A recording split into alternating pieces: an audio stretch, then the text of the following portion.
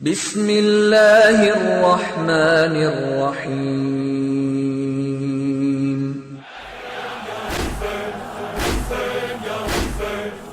نہ ہوگا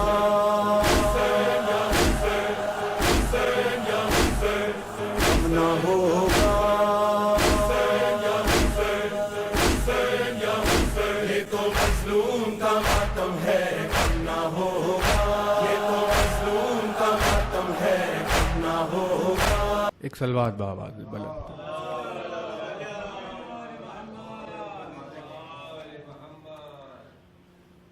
ایک اور بلند ترین سلوات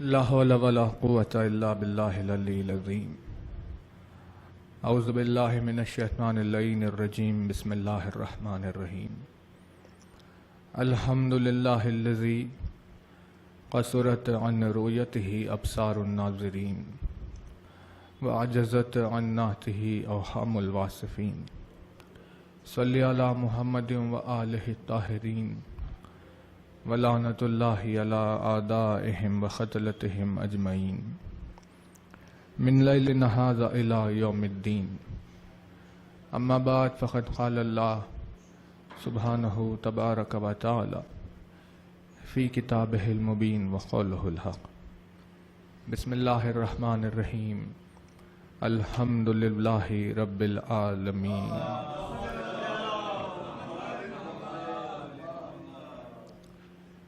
فرمایا صاحب اعظم الدرجات الفاظ نے، فرمایا مالک معجز نما انداز نے، فرمایا مولا کائنات امیر المومنین حضرت علی ابن ابی طالب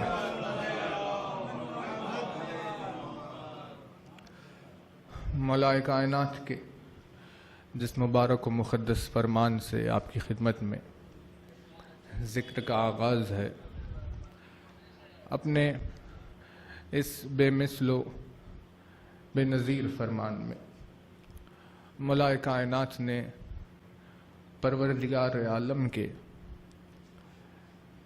عالم جزیات ہونے کے تعلق سے بیان فرمایا۔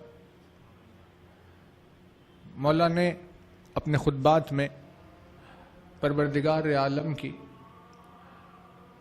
کچھ صفات پر بھی تذکرہ کیا، اور جس اعتبار سے جب موقع مناسب سمجھا تو مولا نے پروردگار کی کسی ایک صفت کے تعلق سے کچھ تفصیل بھی بیان کی۔ ویسے ہی مولا نے اس کے رحمان ہونے کے تعلق سے بیان کیا، فرمایا کہ پروردگار عالم کی ذات مہربان ہے، لیکن اس کی یہ مہربانی دل کی کمزوری کی وجہ سے نہیں ہے۔ اس سے اس کے رحمان ہونے کے مطلب کو واضح کیا، کہا جیسے ہر کوئی دل کے نرم پڑ جانے کی وجہ سے مہربانی دکھاتا ہے، لیکن مولا نے فرمایا کہ اس کی ذات ایسی ہے کہ جس کی مہربانی، جس کی رحم دلی دل کے کمزور ہونے کی وجہ سے نہیں ہے۔ ویسے ہی مولا نے اس کے عالم ہونے کے تعلق سے بیان فرمایا، اور فرماتے ہیں کہ اس کی ذات عالم ہے ایسی کہ ابھی کوئی شے وجود میں آئی ہی نہیں، لیکن یہ ہے کہ اس کے بارے میں وہ جانتا ہے کہ اگر وہ وجود میں آ جائے تو کیسی ہوگی۔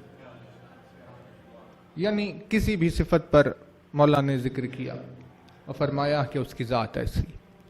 ویسے ہی اس خطبے میں مولا نے جو چھوٹی چھوٹی باریک اور نازک لطیف ترین چیزیں ہیں ان کے تعلق سے بیان کیا، اور فرمایا کہ اس کی ذات ان چیزوں میں کیسے ان چیزوں کا علم رکھتی ہے، اور سننے اور دیکھنے کی صفت اس کے سمیع ہونے اور اس کے بصیر ہونے کا تذکرہ کیا۔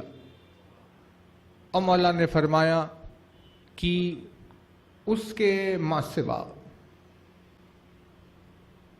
جو بھی سمیع ہیں اس سے ہٹ کر یعنی جو بھی سننے والا ہے اس سے ہٹ کر، یعنی جیسے کہ ہم سننے والی مخلوق ہے، انسان کو آوازیں سنائی دیتی ہے، جانوروں کو بھی سنائی دیتا ہے، مچھلیوں کو سنائی دیتا ہے، پرندے سنتے ہیں، مطلب بہت ساری مخلوق ہے جو سنتی ہے. لیکن علی نے فرمایا کہ جتنے بھی سننے والے سوائے اس کے، یہ سب سننے والے نازک اور خفیف آوازوں کے سننے سے قاصر ہے. بیان کیا کہ سب تو آوازیں وہ سن لیتے ہیں کہ جو زور سے آ رہی ہو یا جو ان کے اعتبار سے، ان کے وجود کے اعتبار سے جو آواز پیدا ہوئی ہو وہ تو وہ سن لیتے ہیں، لیکن ایسی چھوٹی سی آواز جو بے حد لطیف و خفیف ہے اسے ہر سننے والا نہیں سنتا سوائے اس کے. فرمایا کہ وہ ایسا سننے والا ہے کہ کوئی بھی کتنی دھیمی ہو ایسی آواز ہے ہی نہیں کہ جو وہ سننے نہ پائے. اتنی خاموش اور اتنی چھوٹی، اتنی خفیف آوازوں کو سن لینے والا ہے کہ کسی کی گفتگو یا آہستہ سے کان میں کی جانے والی سرگوشی تو بہت دور کی بات ہے، بلکہ وہ ایسا سننے والا ہے کہ دل میں پیدا ہونے والے خیال کو بھی سن لیتا ہے. اتنی زیادہ خفیف ترین آوازوں کا سننے والا. اور پھر مولا نے فرمایا کہ اور ہر سننے والا اس کے ما سوا ایسا ہے کہ زور کی اور گونج و گرج والی آوازیں سننے والے کو بہرا کر دیتی ہے نا. یعنی چھوٹی آواز اگر ہو تو ہمیں سنائی نہیں دے گی، لیکن اگر بہت زیادہ زور سے ہو جاؤ تو اس آواز کی وجہ سے ہم بہرے ہو جائیں گے.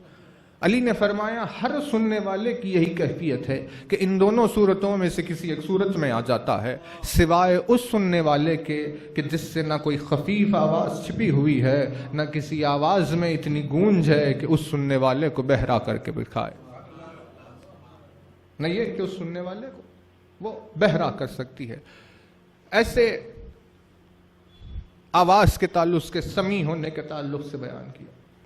اب اس سمیع کے بعد مولا نے اس کے بصیر ہونے کا تذکرہ کیا اور فرماتے ہیں کہ ہر دیکھنے والا سوائے اس کے ایسا ہے کہ دیکھنے کے لیے وہ روشنی کا یا اندھیرے کا محتاج ہوگا.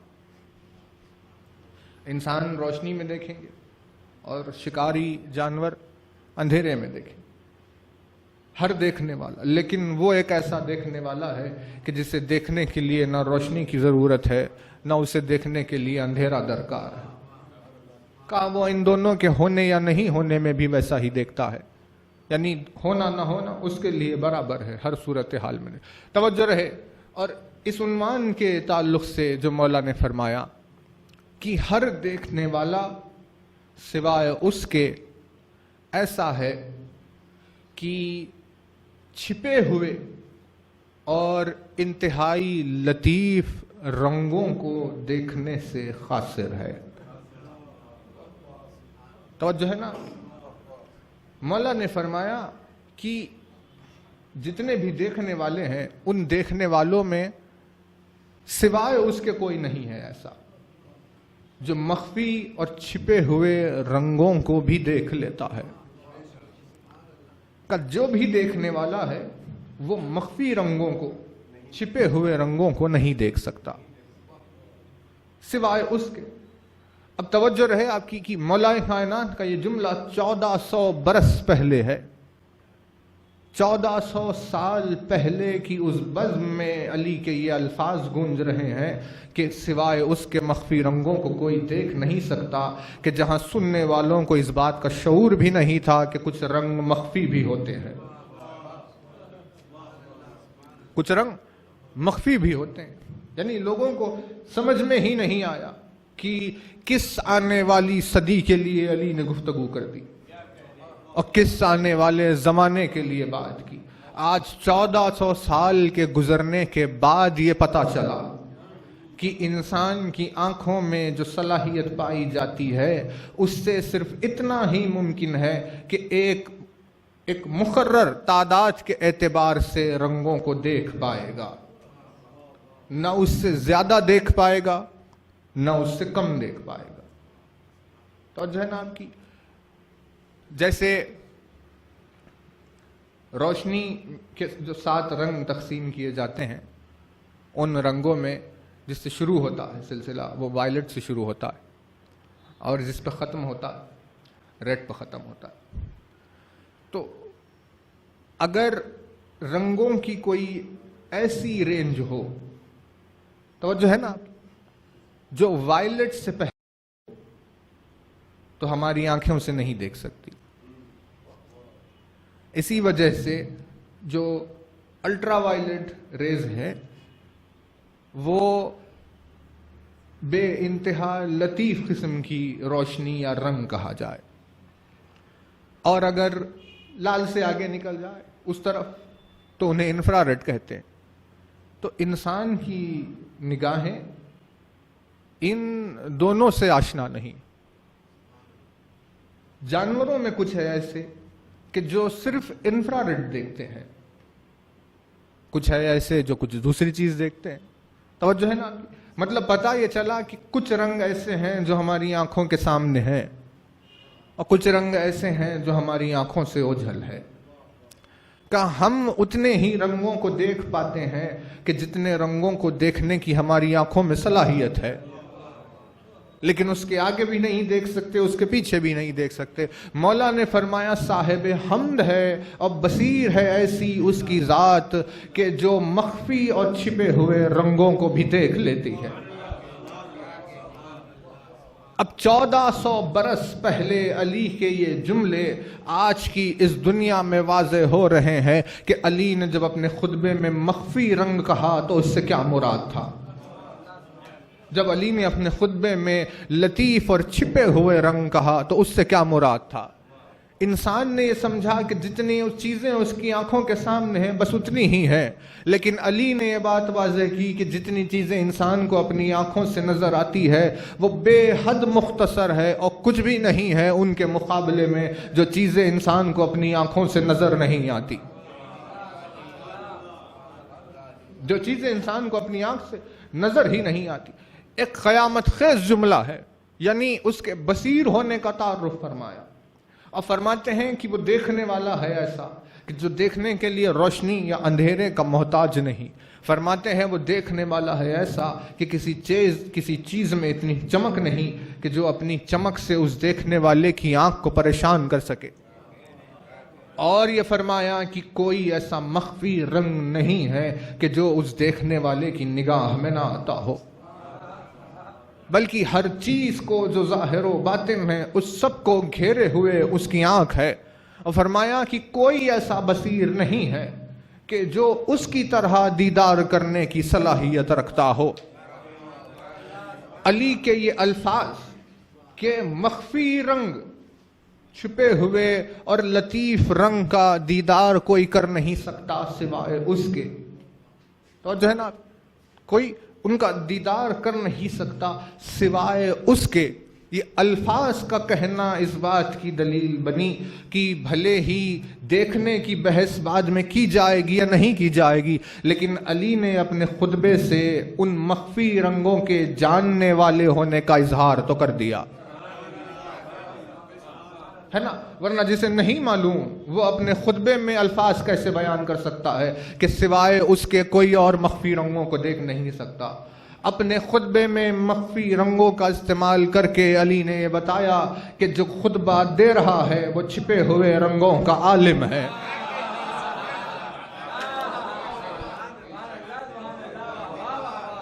اس بات میں کوئی شک نہیں ہے، وہ چھپے ہوئے رنگوں کا عالم ہے، اسی لیے تو علی کو عین اللہ کہا گیا،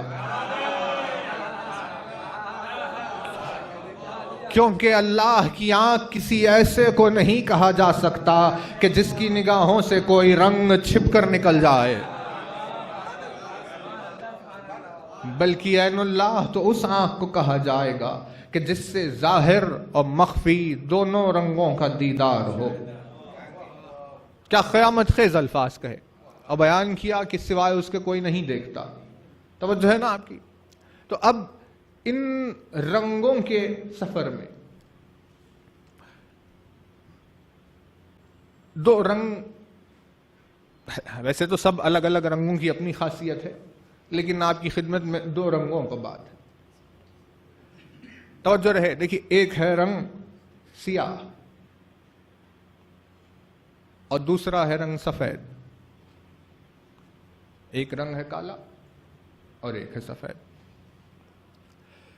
اب ان رنگوں کی تاریخ یوں ہے کہ کالے کو منسوب کر دیا گیا نحوست سے کہ بھئی کالا رنگ اچھا نہیں ہے، اور سفید کو منسوب کیا گیا اچھائی سے کہ سفید یعنی اچھا ہے. اسی لیے جب بھی نور کی بات ہوتی ہے تو ذہن میں سفیدی آ جاتی ہے کہ بھئی نور کی محفل مطلب سفید سفید ہوگا، ہر چیز سفید ہو.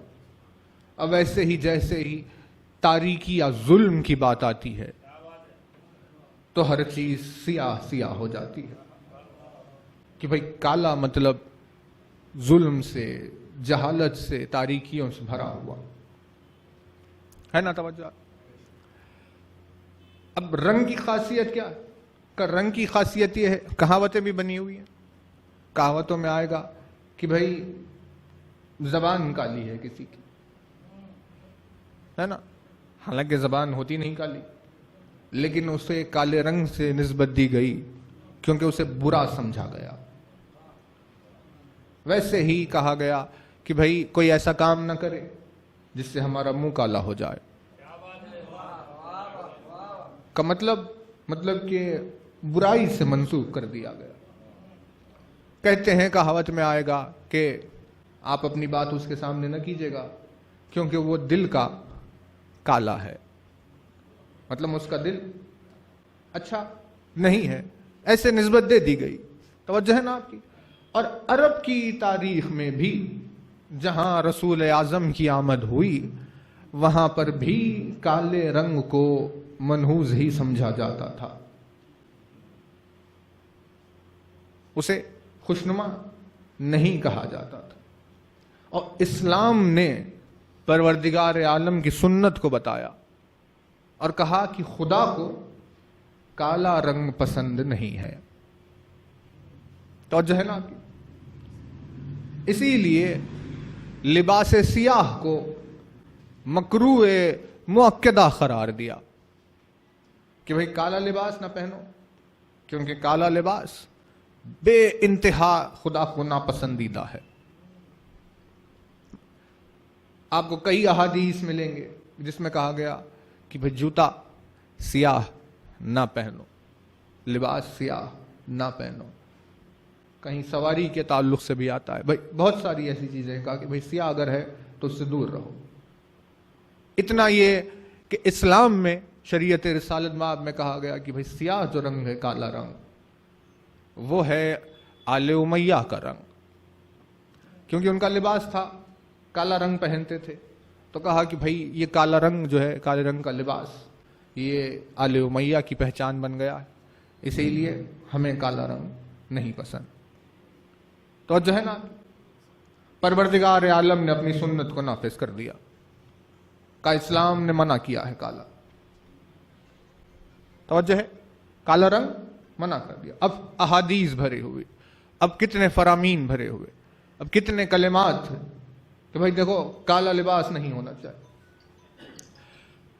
جو ہزاروں سوال ہوتے ہیں کہ بھائی کسی آفس میں یا کسی اسکول میں فلاں اس چیز میں ہوگا، کیا ہوگا؟ کہ ہر چیز کے لیے جہاں تک ممکن ہو اگر کوئی مجبوری ایسی جان مال عزت و آبرو کی نہ آ جائے تو تب تک کے لیے کسی کو اجازت ہی نہیں ہے کہ وہ کالا رنگ پہنے، ہے نا. توجہ. یہ عرب میں آ گیا. اور اس کے علاوہ پوری دنیا میں کالے رنگ کی ایک اور خاصیت تھی کہ کالا رنگ غم سے بھی جڑا ہوا تھا. توجہ ہے نا؟ بہت توجہ رہے. پوری دنیا میں سیاہ رنگ غم سے بھی جڑا ہوا تھا کہ جہاں اگر کسی کو اپنے غمگین ہونے کا پتہ دینا ہو تو وہ سیاہ رنگ کا استعمال کرتا تھا. اب رہی بات اسلام کی تو اسلام نے کہا کہ بھئی کالا رنگ نہیں چاہیے، اور اس طرح غمزدہ ہونے کی صورتحال میں کالے رنگ کا تذکرہ اسلام نے نہیں کیا کہ بھئی یہ رنگ کالا. توجہ ہے نا؟ اب پروردگار نے اپنی سنت نافذ کر دی اتنی چیز کے لیے کہ بہت زیادہ شدت سے ہمیں پسند نہیں ہے، اور اسلام اسی بات کو لے کر چل رہا. اور گزرتے گزرتے ایام میں جب وہ دن آئے کہ جب مومنین پر اہل بیت کے اوپر ڈھائی جانے والے مصائب و مصیبتوں کی وجہ سے مومنین پر غم طاری ہونے لگا. تو جو ہے نا، یعنی احکام آ گئے، رسول اعظم نے حدیث بیان کر دی، مولا کے کتنے فرامین اور ارشادات موجود ہے. وہ نام نہیں آیا کہ یہ مذہب ہے مذہب جعفری، کیونکہ ابھی امام کا جو نام ہے جس سے یہ مذہب جڑ گیا وہ امام کا ابھی انتظار چل رہا تھا. لیکن یہ ساری حدیثوں پر اب اہل بیت اطہار پر ڈھائے جانے والے مصائب کی وجہ سے جب چاہنے والوں پر غم طاری ہونے لگا تو آگے بڑھتے بڑھتے بڑھتے شریعت جعفری میں ایک بات کی وضاحت یہ ہوئی. رنگ کے تعلق سے، لباس کے تعلق سے اس ایک بات کی وضاحت ہوئی.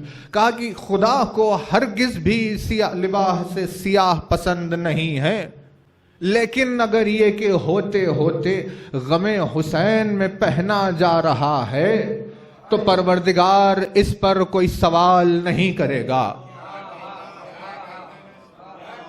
بلکہ اپنے غم کے اظہار کے لیے تمہیں یہ چاہیے کہ تم لباس سیاہ پہن کر اپنے آپ کو حسین میں کے غم میں غمزدہ ہونے کا اعلان کرو. بھائی توجہ رہے بہت زیادہ. ایسی کی چیز کہ جس کو لیے پروردگار نے شدید کراہیت کا اظہار کر دیا تھا. نہیں توجہ نہیں کر رہے. کوئی ایسی چیز جس کے لیے کوئی گنجائش باقی نہیں تھی، بلکہ کھلے عام علی اعلان کہہ دیا تھا کہ لباس ہمیں پسند نہیں ہے، ان کی نسبت ان سے ہو گئی ہے، ہر لحاظ سے دور رہو. لیکن اتنی تمام چیزوں کے باوجود بھی اگر غم حسین سے جڑ گیا ہے تو پروردگار نے اس چیز کو پسند فرما لیا. پروردگار عالم نے اس چیز کو پسند فرما لیا، جس سے بات ظاہر ہوئی کہ اسے وہی پسند ہے جو حسین کے نام سے جڑ جائے.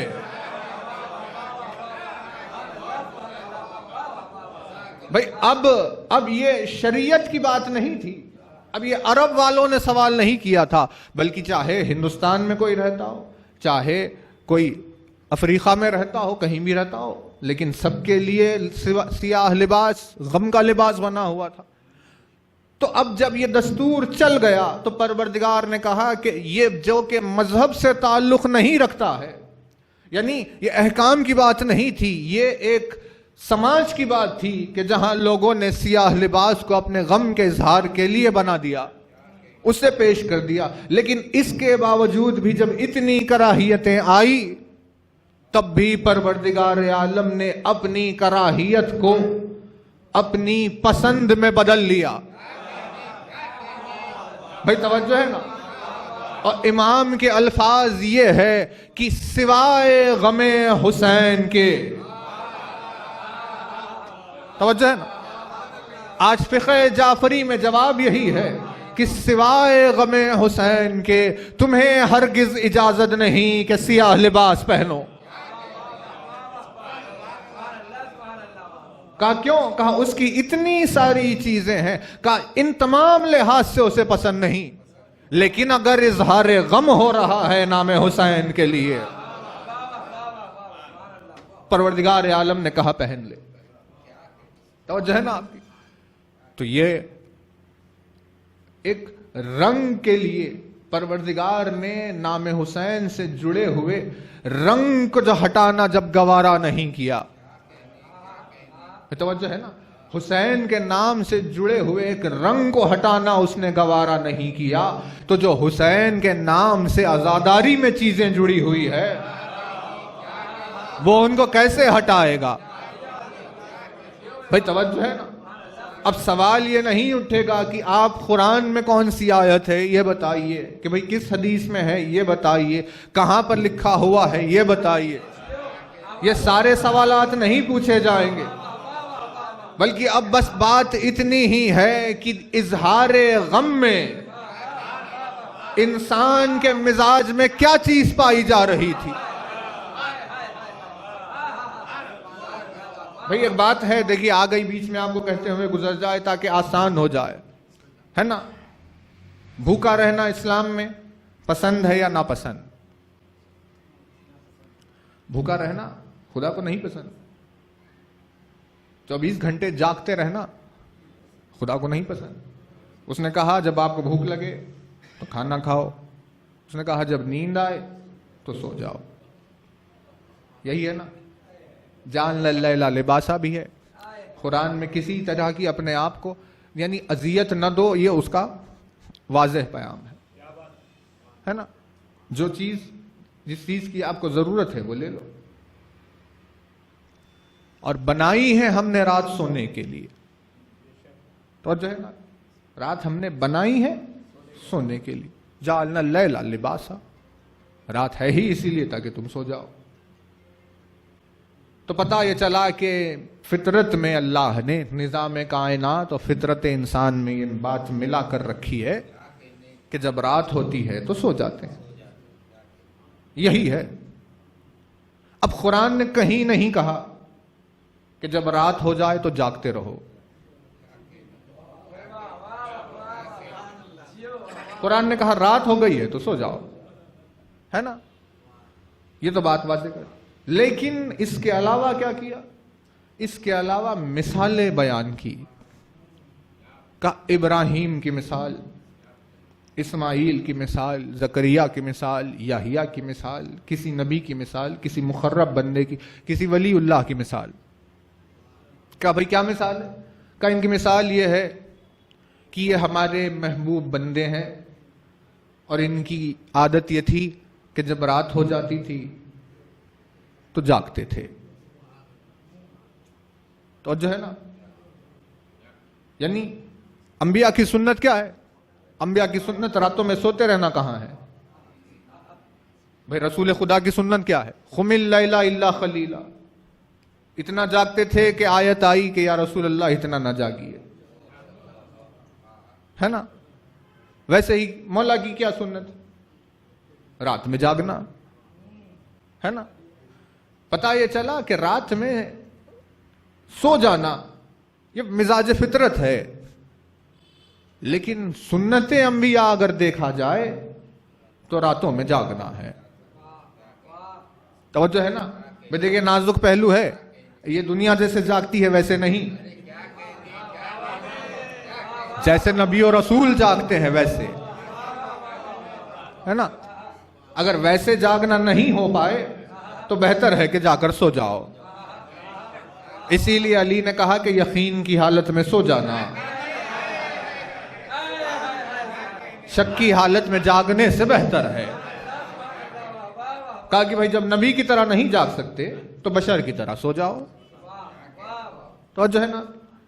تو کہا کہ اب آپ نے جب رات بنائی ہے سونے کے لیے تو یہ مثالیں کیوں پروردگار؟ کہ ابراہیم جاگتے تھے، زکریا جاگتے تھے، یحییٰ جاگتے تھے، کہا یہ سب کیوں؟ کہا یہ وہ ہمارے بندے ہیں جو ہماری محبت میں راتوں کو جاگا کرتے تھے، اور صبح سویرے ہونے تک استغفار کرتے تھے، عبادتوں میں رہتے تھے، سجدوں میں رہتے تھے، تسبیحات پڑھتے رہتے تھے۔ ان کی راتیں جاگتے جاگتے آنکھوں میں حلقے پڑ گئے تھے، توجہ ہے نا آپ۔ لیکن اللہ نے کسی نے نہیں کہا کہ رات میں جاگو، توجہ ہے نا۔ اللہ نے کسی سے کہا کہ رات ہے سونے کے لیے، لیکن مثال بیان کی ان لوگوں کی جو رات میں جاگتے تھے۔ تو پتہ یہ چلا کہ جب کوئی خدا کی محبت میں جاگنا چاہتا ہے تو خدا نہیں کہے گا کہ تم میری محبت میں جاگو، بلکہ وہ تو کہے گا کہ رات ہے سونے کے لیے تم سو جاؤ۔ لیکن اگر کوئی اس کی محبت میں جاگ رہا ہے تو ویسے ہی وہ مثال بیان کرے گا کہ یہ جاگا کرتے تھے۔ بھئی توجہ ہے نا، کہیں نہیں کہا کہ جب بھوک لگ رہی ہے تو بھوکے رہو، کھانا نہ کھاؤ، کہا کہ جب بھوک لگ رہی ہے تو کھانا کھاؤ۔ توجہ ہے نا، کہا کہ بھوکے رہو نہیں، لیکن یہ اس شخص کا اختیار ہے جو کھانا نہ کھا کر رکا ہوا ہے کہ بھئی آپ آئیں تو آپ کے ساتھ کھائیں گے۔ توجہ ہے نا، یعنی وہ آنے والا خود سے نہیں رکائے گا بلکہ یہ اپنی محبت میں رکیں گے۔ بھئی توجہ ہے نا، ویسے ہی پروردگار عالم اپنی طرف سے کچھ نہیں کہے گا کہ بھئی یہ چیز کر لو، اختیار کر لو، بلکہ محبت کرنے والا اپنی طرف سے کرے گا یا نہیں وہ یہ دیکھے گا، اور اسی طرح نظیر اور مثال قائم ہوگی۔ ویسے ہی ماتم کے لیے وہ کبھی نہیں کہے گا کہ ماتم کرو،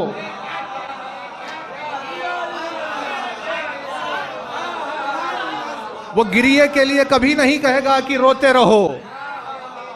یہ تو گریا کرنے والے کا اختیار ہے کہ محبت میں رو رہا ہے یا نہیں رو رہا۔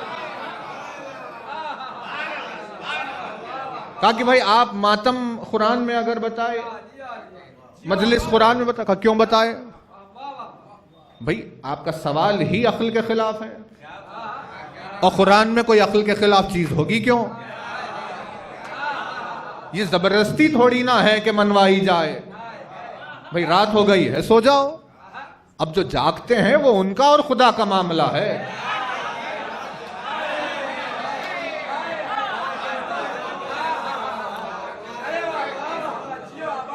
اب جاگنے والے نے بھی تو وہی آیت پڑھی ہے۔ بھئی کتنے مومنین ہیں نماز شب پڑھ، قرآن میں وہی تو پڑھتے ہیں، جعلنا اللیل لباسا، ان کے لیے بھی وہی آیت ہے کہ رات سونے کے لیے، لیکن اٹھ گئے اور جاگ رہے ہیں، نماز شب پڑھ رہے ہیں، مصروف ہے۔ کہا کہ بھئی آیت آئی ہے سونے کے لیے، کہاں فطرتاً سونا ہے، لیکن اگر آپ محبت میں اپنی فطرت کو بدل رہے ہیں تو پروردگار ایسے لوگوں کی مثال بیان کر رہا ہے۔ تو جو ہے نا، ویسے ہی پروردگار کے مزاج میں اس نے جو بات اعلان کر دی کہ بھئی سیاہ لباس ہمیں پسند نہیں ہے، کالا رنگ ہمیں پسند نہیں ہے، لیکن اگر محبت حسین سے جڑ گیا تو جیسے کتنی چیزیں شریعت میں بدل گئی۔ بھئی کتنی چیزیں شریعت میں بدل گئی، یہ بات بدلی ہوئی تو ہے نا، یہ بات بدلی ہوئی ہے کہ نہیں ہے؟ جان کا بچانا کیا ہے؟ بھئی واجب کس چیز کو کہتے ہیں؟ کرو تو ثواب، نہ کرو تو عذاب، سزا، وہ عمل ہے واجب۔ جان کا بچانا ہے واجب، یعنی بچا لو، اگر جان بچانے کا موقع مل جائے تو بچاؤ، اس میں ثواب ہے، جان بھی بچ گئی ثواب بھی مل گیا۔ اور اگر نہ بچاؤ گے تو جان بھی گئی، تمہیں عذاب بھی جھیلنا ہے، کیونکہ اللہ نے نہیں چاہا کہ کوئی اپنی جان گوا دے، یہ شریعت ہے نا، شریعت ہے۔ اس شریعت کے سب عارف تھے، کوئی بھی اس شریعت کے پہلو سے ناآشنا نہیں تھا، بلکہ جتنے جاننے والے تھے وہ شریعت میں ایسے تھے کہ جنہیں خود فرزند رسول فقی کہہ کر پکارے، اور ان سے کہا کہ یہاں رکو گے تو کل قتل ہو جاؤ گے، لہٰذا اپنی جان بچاؤ اور چلے جاؤ۔ تو انہوں نے کیا کیا؟ جان کا بچانا تھا واجب،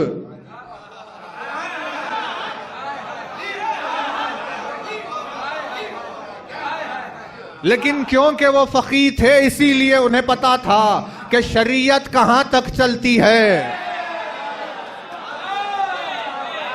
سلامت رہے۔ اور ولایت کہاں سے شروع ہو جاتی ہے؟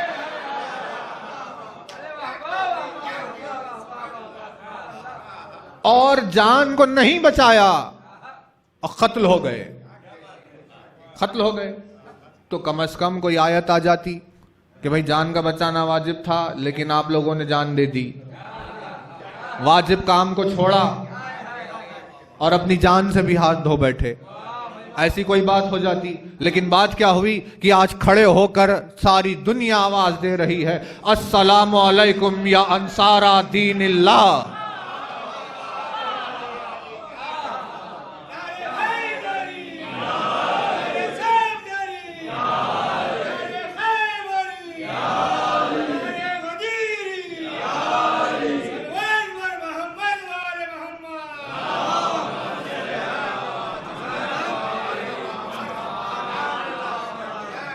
آج آواز گونج رہی ہے، السلام علیکم یا انصار دین اللہ، ان پر سلام جو دین خدا کے انصار ہے۔ کا مطلب یہ ہے کہ جب محبت حسین جڑ جائے تو پروردگار مودت دیکھتا ہے، یہ احکام شریعت کی باریکیاں نہیں۔ توجہ ہے، بہت توجہ رہے، حالانکہ باتیں تو 10 ہوتی ہیں، پھر ہوگی کہ بھئی اس بات کو کہاں سے کہاں لے کر کا کہیں بھی نہیں۔ جنہیں بہانے کی تلاش ہے وہ تو ڈھونڈتے رہتے ہیں، جو صاحبان عمل ہے انہیں کون سی چیز عمل سے پیچھے ہٹائے گی بتائیں۔ تو ویسے ہی اس نے سیاہ لباس کے لیے کہہ دیا، یہ ہے رنگ، توجہ ہے نا آپ کی۔ تو اب سفید اور سیاہ، کالا، روشنی کی روح سے یہ بات مشہور ہے کہ جو روشنی کی جو کرن ہے جس میں فوٹون جو ہوتا ہے، کہ اگر سارے فوٹون کسی شے میں جذب ہو جائے، سارے فوٹون کسی چیز میں اگر جذب ہو جائے تو وہ شے ہمیں سفید نظر آتی ہے۔ توجہ نا آپ کی۔ اور اگر سارے جذب اگر ہو جائے تو وہ ہمیں سیاہ نظر آتی، بلیک نظر آتی۔ سارے فوٹونز اگر اندر اتر جائے تو وہ ہمیں بلیک ہو جاتی ہے۔ اور اگر سارے فوٹونز پلٹ جائیں تو وہ ہمیں سفید نظر آتی ہے۔ اگر کچھ جذب ہو جائے اور کچھ پلٹ جائے تو ہمیں کوئی دوسرا رنگ دکھائی دیتا ہے۔ توجہ ہے، مثال کے طور پر اگر 8 فوٹونز ہے، اگر 8 جذب ہو جائیں تو وہ چیز ہمیں بلیک دکھائی دیتی ہے، اگر 8 پلٹ جائیں تو وہ ہمیں وائٹ دکھائی دیتی ہے، اگر 1 جذب ہو جائے 7 پلٹ جائیں تو وہ ہمیں گرے دکھائی دیتی ہے، اگر 2 جذب ہو جائے اور 6 پلٹ جائیں تو وہ ہمیں بلو دکھائی دیتی ہے، اگر 3 جذب ہو جائے 4 پلٹ جائے تو ہمیں یلو دکھائی۔ بہرحال رنگوں کی تقسیم ایسے ہو جاتی کہ بھئی کتنے فوٹونز گئے کتنے آئے، اس اعتبار سے رنگ دکھائی دیتا۔ توجہ ہے نا۔ سفید رنگ کی خاصیت یہ ہے کہ سفید رنگ اس وقت نظر آتا ہے کہ جب پورے کے پورے پلٹ کر واپس آئیں۔ کسی روشنی کی کرن کسی شے پر پڑی اور پورے فوٹونز ہماری آنکھ پر جب پلٹ کر آئیں گے تو آنکھ اس چیز کو جو دیکھے گی تو ہمیں وہ سفید دکھائی دے گی۔ توجہ ہے نا، یعنی ریفلیکٹ ہو کر پورے اگر آ جائیں تو وہ سفید ہوتی ہے۔ اسے کہتے ہیں کیا؟ اسے کہتے ہیں رویت، ہے نا۔ یعنی مرآت کسے کہتے ہیں؟ مرآت کہتے ہیں کسی چیز کے پلٹ آنے کو، مرآت کہتے ہیں۔ اسی لفظ عربی مرآت سے انگریزی والا لفظ مرر بنا، جس کے معنی اس چیز کے ہے کہ جس پر کوئی سامنے جا کر کھڑا ہو جائے تو وہی پلٹ کر آئے گا، اسی لیے اسے مرر کہتے ہیں، کیونکہ مرآت کے معنی ہے کسی چیز کا ریفلیکٹ ہو کر آنا۔ اسی کو دعوت فکر کہتے ہیں کہ کسی چیز پر آپ نے غور کیا اور پلٹ کر کوئی نتیجہ آیا۔ نہیں، توجہ نہیں کر رہے، توجہ ہے نا۔ کسی چیز پر آپ نے غور کیا اور پلٹ کر ایک نتیجہ آیا، اس کیفیت کو کیا کہتے ہیں؟ اسی کیفیت کو کہتے ہیں بھائی ریفلیکٹ ہونا۔ ویسے ہی عارف کی عقل نے جب کسی درخت پر غور کیا اور عقل درخت پر چلی تو جو پلٹ کر نتیجہ آیا وہ درخت کا بنانے والا ہے۔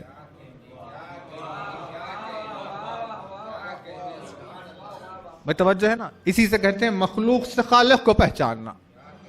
توجہ ہے آپ؟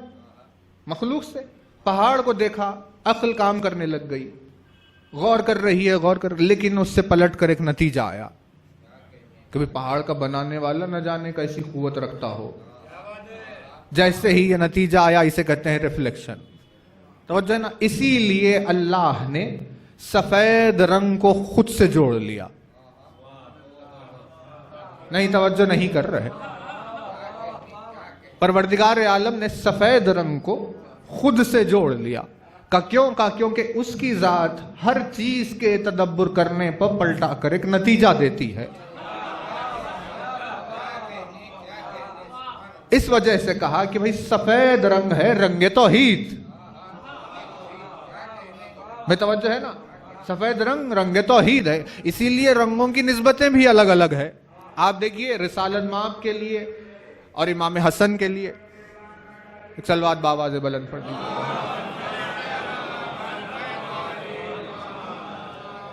ہے نا، رنگوں کی نسبت ہے۔ کون سے؟ کہا کہ بھئی ان کا رنگ ہے ہرا رنگ، ہے نا، سبز۔ یہ رنگ بنی ہاشم کی پہچان کا رنگ ہے ہرا۔ ویسے ہی رسالت مآب کے سے نسبت ہوئی ہے ہرے رنگ کی، امام حسن سے جو نسبت ہوئی ہے ہرے رنگ کی، سید الشہداء سے جس رنگ کی نسبت ہے وہ رنگ ہے لال رنگ۔ اگر لال رنگ کی نسبت حسین سے، توجہ ہے نا۔ اب اس کے جو تعویلات نکلے کہ بھئی لال رنگ کی نسبت حسین سے اسی لیے ہے کیونکہ شہادت حسین میں خون ہے، اور ہرے رنگ کی نسبت امام حسن سے اسی لیے ہے کیونکہ شہادت امام حسن میں زہر ہے جس کا اثر ہرا ہوتا ہے، تر خنجر کا اثر لال ہوتا ہے۔ اس وجہ سے نسبتیں چلی۔ توجہ ہے نا آپ کی۔ ویسے ہی پروردگار عالم نے سفید رنگ کو نسبت دی رنگ توحید سے۔ کہا کہ بھائی وہ اسی لیے کیونکہ جو کوئی بھی کسی چیز پر غور کرے گا تو جو پلٹ کر نتیجہ اس کے ذہن پر آئے گا وہ سوائے توحید کے اور کچھ بھی نہیں ہوگا، سوائے اس کے اور کچھ بھی نتیجہ نہیں ہوگا۔ اسی لیے ہر مذہب و ملت میں، چاہے آپ کسی بھی مذہب و ملت میں لے لیجئے، تو خدا ہمیشہ سفید ہوتا ہے نا۔ آپ یہودیوں میں دیکھیے، ان کے پاس خدا کے تصور کے لیے سفید رنگ، نصرانیوں کے پاس سفید رنگ، ہندوؤں میں سفید رنگ۔ کسی بھی مذہب و ملت میں جہاں خدائی بات کی کوئی ایک گفتگو ہونی ہو تو جو رنگ کی نسبت ہوتی ہے وہ ہے سفید رنگ۔ نہیں توجہ نہیں کر رہے، نہیں توجہ نہیں کیا آپ نے۔ ہر مذہب و ملت میں جہاں کہیں بھی مذہب و ملت ہے وہاں جتنے بھی رنگ توحید سے جڑے ہوئے ان سب رنگوں کا رنگ ہے سفید رنگ۔ اب بات واضح یہ ہو گئی کہ دین اسلام میں آخر وہ کیا وجہ ہے کہ علی سے جڑا ہوا رنگ سفید ہے۔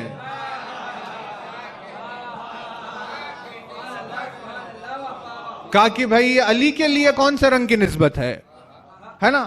امام حسین کے لیے جیسے لال ہے، جیسے امام حسن کے لیے سفید ہرا ہے، ویسے ہی مولا کے لیے کون سا رنگ ہے؟ کہا علی سے جو رنگ کی نسبت ہے وہ ہے سفید رنگ۔ کہا کیونکہ سفید رنگ کا مزاج خدائی مزاج ہوتا ہے، اسی لیے وہ بندہ جس کا مزاج خدائی مزاج ہے اس سے جو رنگ جڑا ہوا ہے وہ سفید رنگ ہے۔ اسی لیے ولایت کے لیے جو رنگ ہے وہ ہے سفید رنگ۔ بھئی توجہ ہے کہ نہیں؟ ولایت کے لیے کون سا رنگ ہے؟ وہ رنگ ہے سفید رنگ۔ اسی لیے کہا گیا کہ اہل ولا میں سے کوئی بھی ایسا نہیں ہوگا جو جنت میں جائے گا مگر یہ کہ وہ سفید رنگ کا نہ ہوگا، ہے نا؟ جنت میں جتنے لوگ ہوں گے ان میں وہاں کوئی بھی کالا نہیں ہوگا، جتنے ہوں گے سب گورے ہوں گے۔ کہا کہ بھئی یہ سب سفید کیوں ہو گئے؟ کہا وہ اسی لیے کیونکہ ولایت کی سفیدی سے ہوتے ہوئے آئے ہیں۔ علی کی ولایت کی سفیدی سے ہوتے ہوئے آئے ہیں، لہٰذا وہ سفید رنگ کے بغیر کوئی جنت میں جا ہی نہیں سکتا، ہے نا توجہ کی ولایت کا رنگ. اسی لیے تو پوچھا کہ مولا صبغت اللہ کیا ہے؟ کہا کہ بھئی اللہ کا رنگ کیا ہے؟ تو امام نے جواب دیا اللہ کا رنگ مطلب علی کی ولایت ہے. اللہ کا رنگ مطلب علی کی ولایت ہے. کہا ولایت علی اللہ کا رنگ ہے. اب دعوت ہے کہ تم اللہ کے رنگ میں رنگ جاؤ. مطلب مزاج علی اپنے آپ میں اتارو تاکہ تم میں رنگ توحید نظر آئے. کہا کہ بھئی صبغت اللہ سفید ہے نا. آغوش حسین میں سر رکھا ہوا ہے، جام شہادت ابھی پیا ہے، اور جان کے چہرے پر تھوڑی سی مایوسی ہے نا. سر کہاں ہے؟ حسین کی گود میں. کون ہے جان؟ کہا کربلا کے میدان کے شہدائے کربلا میں سے ایک. جام شہادت مل گیا، اب بس 2 لمحے ہیں اس دنیا میں اور سیدھے جنت الفردوس جانا ہے. فوز عظیم، اتنی بڑی کامیابی، لیکن تھوڑی سی ایک ہلکی سی تھوڑا سا غم اور مایوسی. حسین نے پوچھا کیا بات ہے جان؟ کیا سوچ رہے ہو؟ شاید ہی یعنی پروردگار کے چنندہ کتنے مختصر پوری روئے زمین میں آدم سے لے کر آخر تک محض 72 ہی تو ہے. میں توجہ ہے، آج اس زمین پر 8 بلین لوگ سانس لے رہے ہیں ایک ساتھ. تو آدم سے لے کر قیامت تک کتنے چلے جائیں گے؟ اتنی کروڑوں کی بے شمار تعداد میں صرف 72. کہا ان میں سے ایک ہو جانا یہ کوئی آسان بات نہیں ہے جان. کہا کتنی عظیم بات ہے، تم انہی 72 میں سے ایک ہو. آغوش ملی ہے ہماری، لیکن یہ چہرے پر. اب جان کہاں کے تھے؟ وہ رہنے والے تھے افریقہ کے، اور جو سراپا سیاہ کالے. کہا مولا بس وہی رنگ کے تعلق سے سوچ رہا ہوں، سر سے پیر تک کالا ہوں. اہل جنت میں کوئی کالا نہیں ہے. سوال ہے کہ میں کیسے جنت میں چلا جاؤں، ہے نا. یعنی عارف ہے، سوال کا مطلب کچھ اور ہے. کوئی شک کا گمان نہ کرے کہ بھئی جان یہ کیا سوچ رہے ہیں. کا سوال یہ ہے مولا کہ کیسے جائے کوئی، ہم اتنے سیاہ ہیں، اتنے کالے، افریقہ کے کالے، اور جنت کیسے چلے جائے، وہاں سب گورے ہیں. حسین نے کہا تم اس ظاہری رنگ کو دیکھ رہے ہو جان،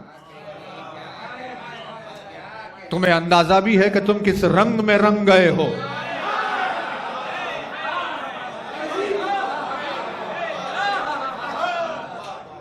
تم اس ظاہر کو دیکھ رہے ہو، تم اپنے اس رنگ کو نہ دیکھو، کیونکہ تم صبغت اللہ میں رنگے گئے ہو.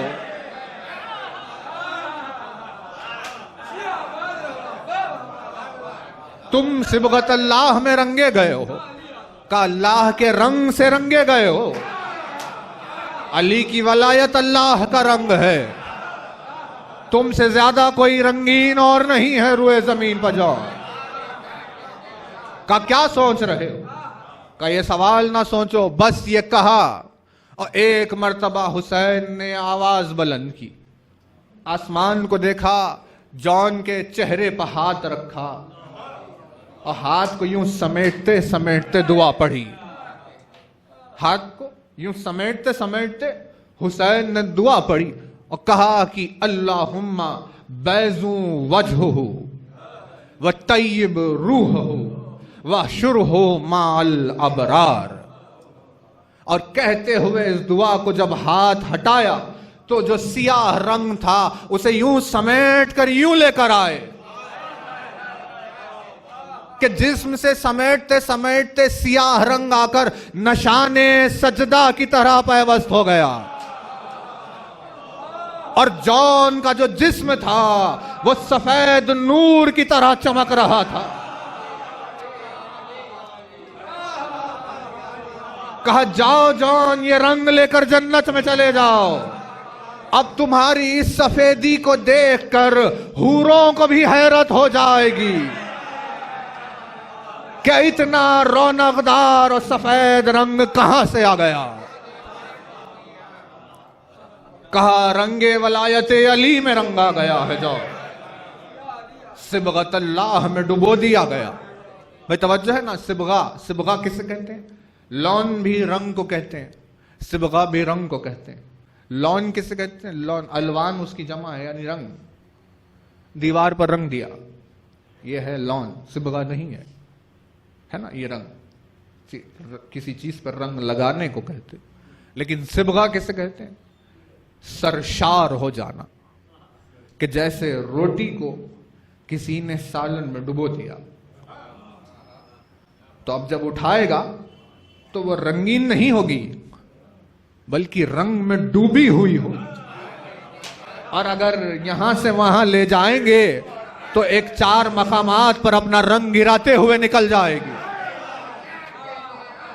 اسے کہتے ہیں صبغت اللہ، اللہ کے رنگ میں ڈبو دیا جانا.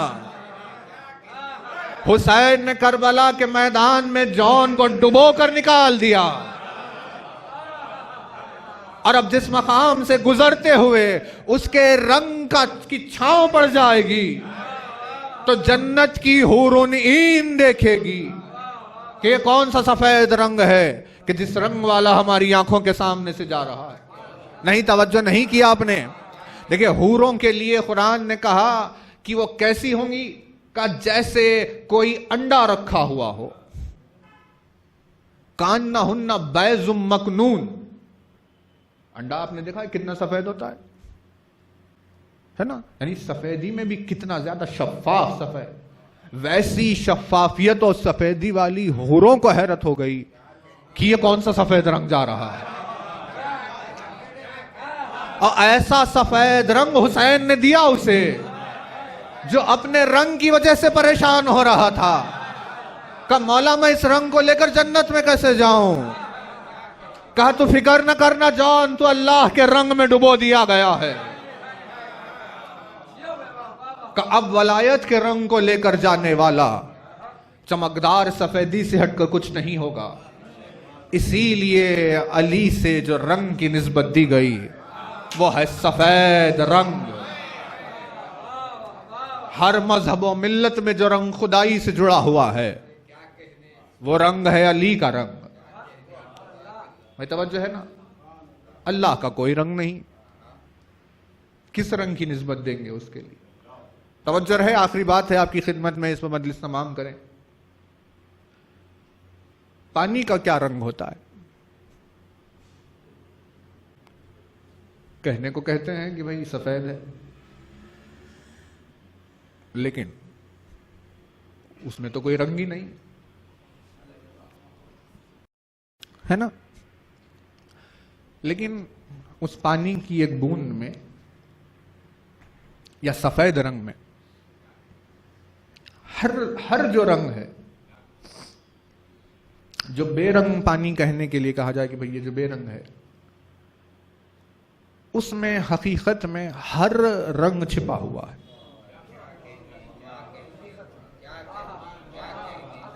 ہے نا. جیسے روشنی لے لیجئے، کون سے رنگ کی ہے روشنی؟ سفید. لیکن وہ سفید نہیں ہے، دراصل میں جتنے رنگ ہیں وہ اس میں چھپے ہوئے ہیں. اب دیکھنے والے کی نگاہ کہ کس کس رنگ کو دیکھ سکتی ہے.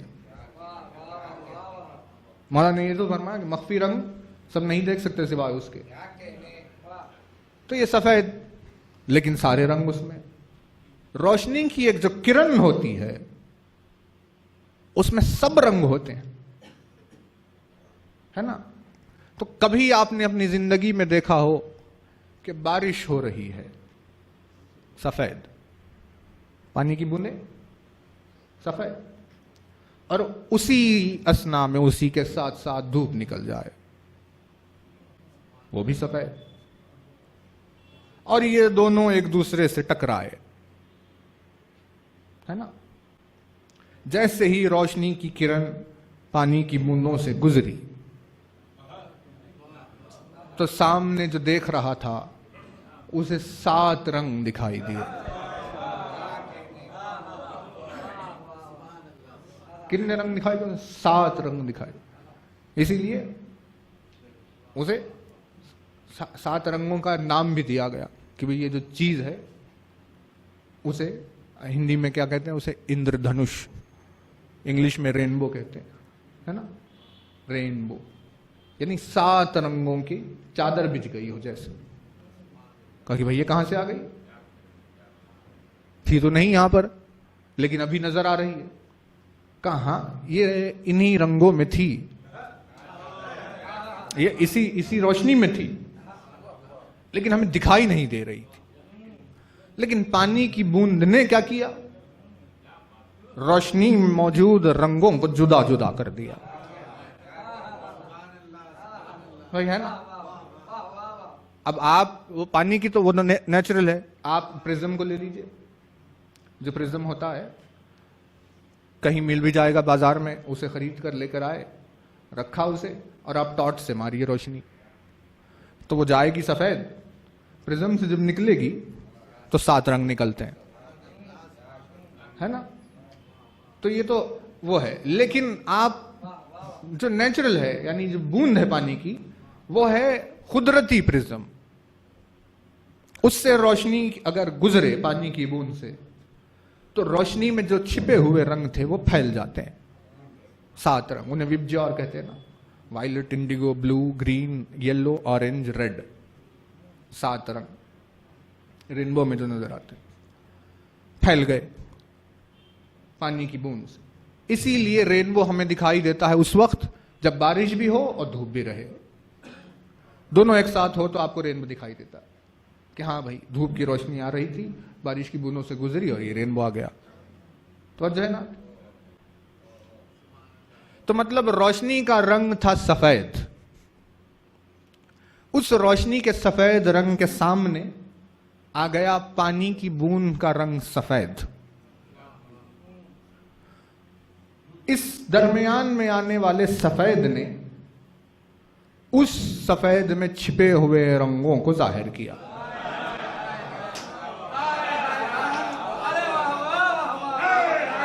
ماشاءاللہ ماشاءاللہ، سلامت رہے۔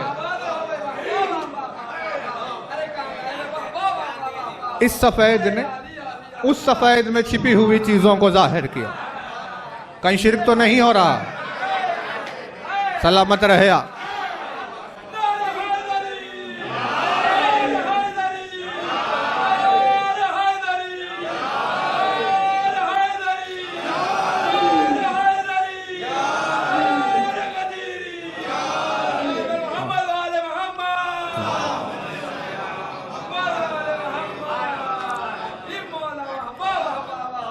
اس پانی کی بوند سے جو گزری تو روشنی کے 7 رنگ ظاہر ہو گئے، اور اب جو بعد میں دیکھنے والے کو نظر آ رہا ہے کہ بھئی یہ بلو ہے، یہ گرین ہے، یہ یلو ہے، یہ آرنج ہے، یہ سب کچھ ہے، لیکن اگر ادھر چلا جائے تو کچھ بھی نہیں ہے۔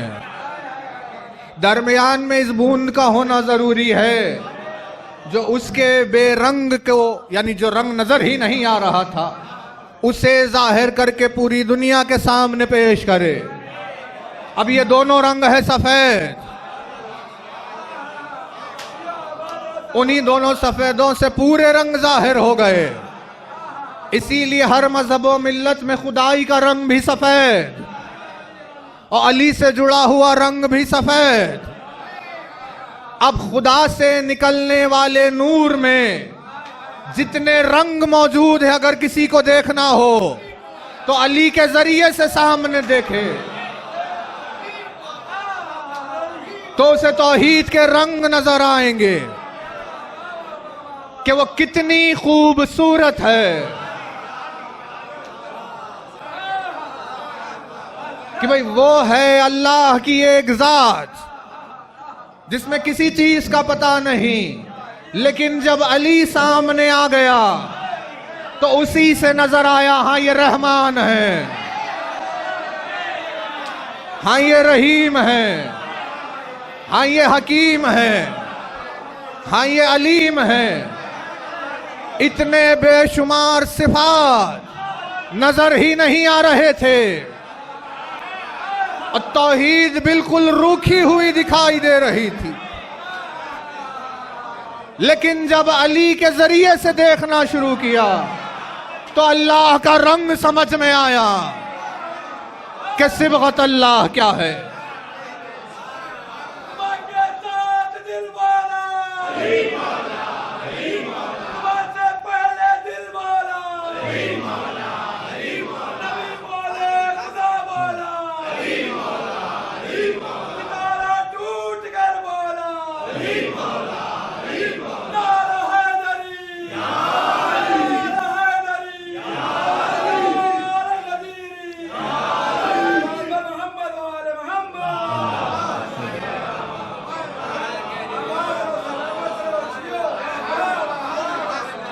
سلامت رہے آپ۔ بھئی وہ روشنی کی ایک کرن چلی تھی جس کا کسی کو پتا نہیں کہ اس میں رنگ ہے، لیکن پانی کی بوند نے انہیں بکھیر دیا اور بتایا کہ سب کچھ اس میں پایا جاتا ہے۔ ویسے ہی علی توحید کا وہ وسیلہ ہے جس وسیلے سے دیکھو تو خدا کے رنگ نظر آتے ہیں۔ توجہ ہے نا؟ بھی توجہ رہے۔ بوند سے چھن کر جب رنگ باہر آئے تو یہ بلو ہے، وہ گرین ہے، وہ فلاں ہے، وہ فلاں ہے، فلاں۔ یہ سب ہے صفات۔ ایک لمحے میں بات کہیں گے، گزر جائے گا، توجہ رہے، ہے نا؟ یہ صفات ہے۔ اور جہاں سے نکل رہے ہیں وہ ہے ان صفات کا موصوف۔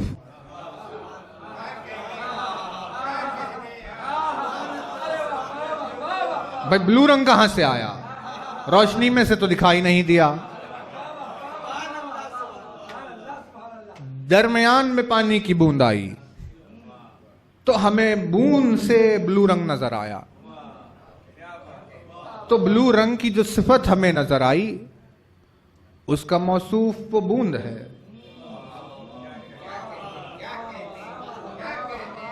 اگر وہ درمیان میں نہ ہو تو وہ رنگ نہیں ہے۔ تو اس ظاہر کا صفت وہ موصوف ہے، اور وہ موصوف جب خود صفت بنے تو اس سے پہلے اس کی موصوف ہے۔ جب درمیان کا موصوف خود صفت جب بن جائے تو اس سے پہلے اس کا موصوف ہے۔ توجہ ہے نا؟ تو ویسے ہی درمیان میں جو آئے وہ کیا ہوگا؟ وہ آنے والے صفات کا موصوف ہوگا۔ اب اسی علی کے وجود سے لوگوں کو نظر آئی ہر چیز کہ بھئی کیا ہے اللہ کی رحمانیت، اسی سے نظر آیا کہ کیا ہے اللہ کا علم، اسی سے نظر آیا کہ کیا ہے اللہ کی قدرت۔ جتنے صفات الہی تھے وہ سب علی سے نظر آئے، وہ سب کے سب تو صفات ٹھہرے، یہ اس کی ذات ان کا موصوف ٹھہری۔ بھائی تدبر شرط ہے، صاحبان اخلف ہم خود غور کریں کہ درمیان میں آ کر چیزوں کو کشادہ کر کے ظاہر کرنے والے کو کیا کہتے ہیں؟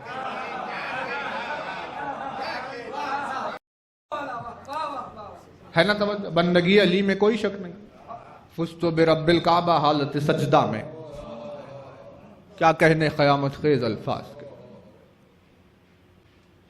اسی لیے اللہ نے کہا ولایت صبغت اللہ ہے، وہ اللہ کا رنگ ہے، اس سے پھیلے گا تو سب رنگ نظر آئیں گے۔ ویسے ہی رنگین بیابان تھا وہ بیابان، ڈراؤنا بیابان، اسے رنگین بنا دیا آمد حسین نے۔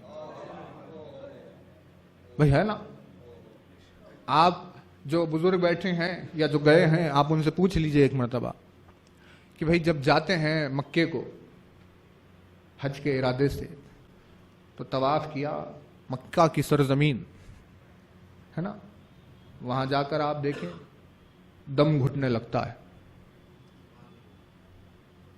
دم گھٹتا ہے، ایسا فضا میں خوف پھیلا ہوا، لوگوں کے چہروں پہ درندگی، کوئی دیکھے تو معلوم ہو ایسے کہ جیسے ابھی آ کر ہمیں مار دے، دہشت خوف پورے عرب میں، پوری سعودی آپ دیکھیے تو خوف اور دہشت، ڈرے ڈرے پھر رہے ہیں، خود وہاں کے رہنے والے، باہر کے آنے والے، ہر کوئی ڈرتا ایک دوسرے سے، خوف زدہ، کہیں چین و سکون کا نشان ہی نہیں۔ توحید ہے پروردگار عالم کا کہ وحدانیت کے نشان کا مقام، ام القرا، رسالت مآب، مولائے کائنات، اہل بیت اطہار سے جڑی ہوئی وہ نسبت، کتنی عظیم ہستیوں کی آمد و رفت پروردگار عالم سے منسوب، آخر مکے کا رنگ کہاں چلا گیا؟ وہ زمین اتنی خطرناک اور ڈراؤنی کیسے ہو گئی کہ آخر رنگین جو مقام ہے کہ بھئی جہاں خود صبغت اللہ ہو، اس سے زیادہ روئے زمین پر کہیں امن و سلامتی اور چین کی سانس ہونا چاہیے، لیکن یہ ہمیں کہاں ملتی ہے؟ مطلب رنگ وہاں سے نکل گیا، توحید کا رنگ ساتھ میں چلا گیا، اور آج وحدانیت کا رنگ کسی کو کہیں نظر آتا ہے تو میدان کربلا میں نظر آتا ہے کہ بھئی کربلا وہ سرزمین ہے جہاں ہمیں وحدانیت کا رنگ محسوس ہو، وہاں اس طرف حسین نے سامان باندھا، رنگ توحید نے طے کر لیا کہ ہمیں بھی یہ سرزمین چھوڑنی ہے،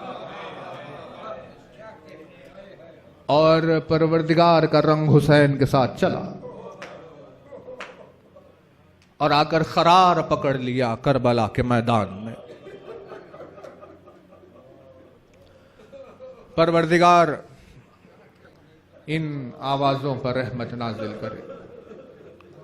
2 جملے کہیں گے، مجلس تمام ہے، کیونکہ آپ کو یہاں سے سلسلہ مجالس کا ہے، مصائب آپ مجالس میں سن ہی لیں گے۔ 2 جملے ہیں۔ اس ناچیز کو یاد ہے کہ جب پہلی مرتبہ ہم اپنے وطن سے دور گئے تھے، آج بھی اگر وہ دن یاد آتا ہے تو ایک عجیب سی بے چینی اور درد دل میں پیدا ہوتا، کیونکہ گھر کو چھوڑ کر جانا یہ کوئی آسان بات نہیں۔ اپنا وطن، اپنی سرزمین، اپنا مقام، اپنا گھر، جہاں اپنا بچپن گزرا ہو، جہاں اپنی یادیں بسی ہوئی ہو، جہاں آپ کا دل دھڑکتا ہو، اس مقام کو چھوڑ کر چلے جائے کوئی دور۔ جب جاتے ہیں لوگ تو ایک ایک مہینہ لگ جاتا ہے ان کو سنبھلنے کے لیے، کیونکہ گھر کی اور وطن کی یاد جو آتی رہتی ہے بار بار، لیکن ایک امید تو جڑی ہوئی ہوتی ہے کہ ہاں ٹھیک ہے اب نہیں، لیکن کل پلٹ کر چلے تو جائیں گے۔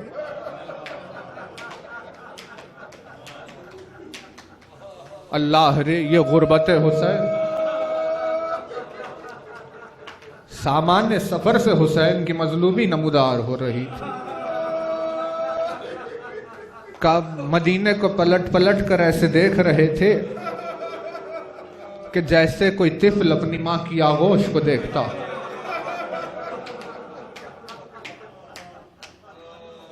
حسین کا دل سنبھالے نہیں سنبھل رہا تھا، آ کر بار بار مزار رسول سے لپٹ جاتے تھے اور کہتے تھے نانا گواہ رہنا، تیرا نواسا تیری مرخت کو چھوڑ کر جا رہا۔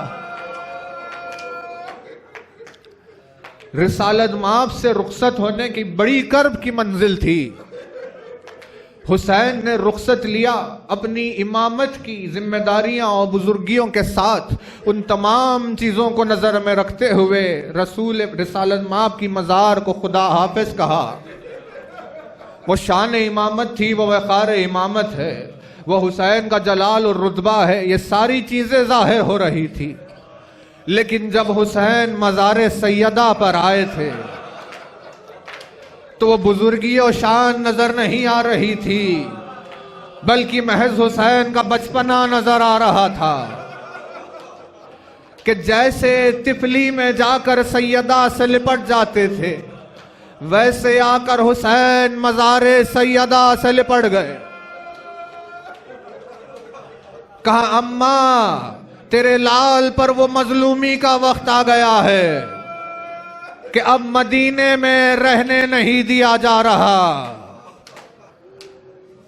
آواز آئی میرے لال تو پریشان نہ ہونا، یہ ماں بھی ویسی ہی غریب ہے۔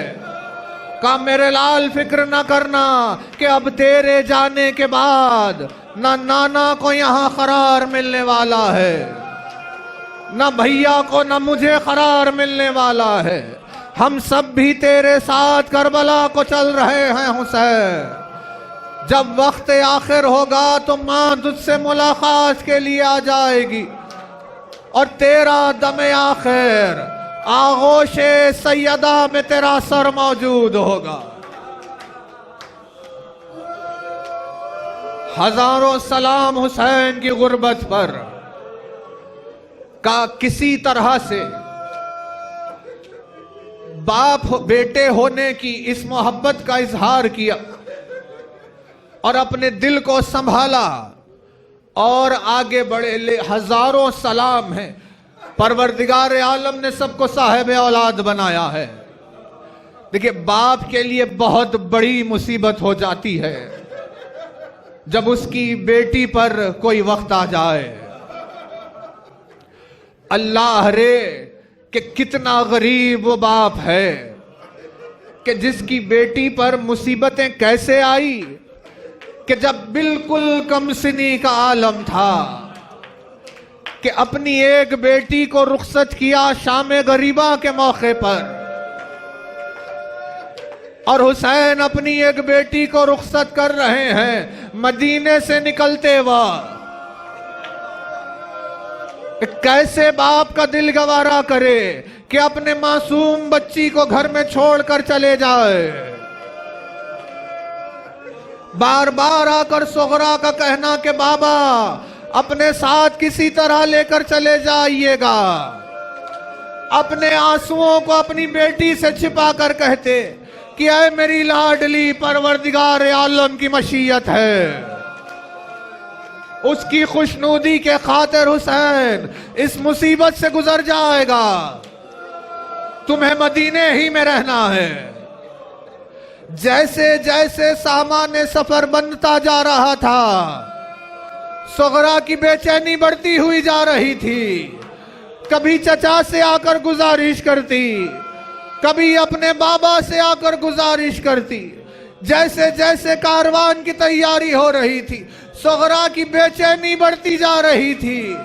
اس اضطراب میں جو تڑپنے لگی تو بھائی سے بہن کا یہ تڑپنا نہ دیکھا گیا۔ ایک مرتبہ علی اکبر نے صغرا کو اپنے سینے سے لگا لیا، کہا اے میری بہن آنکھوں سے آنسو نہ بہانا، یہ تیرے بھائی کا وعدہ ہے کہ تجھے لینے کے لیے ضرور آئے گا۔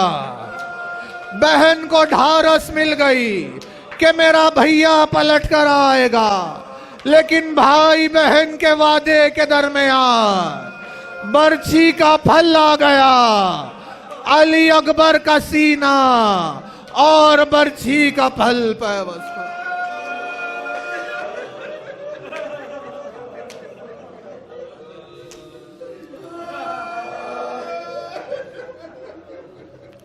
الا لعنت اللہ علی الظالمین وسيعلم الذين ظلموا أي منقلب ينقلبون ماتم حسین۔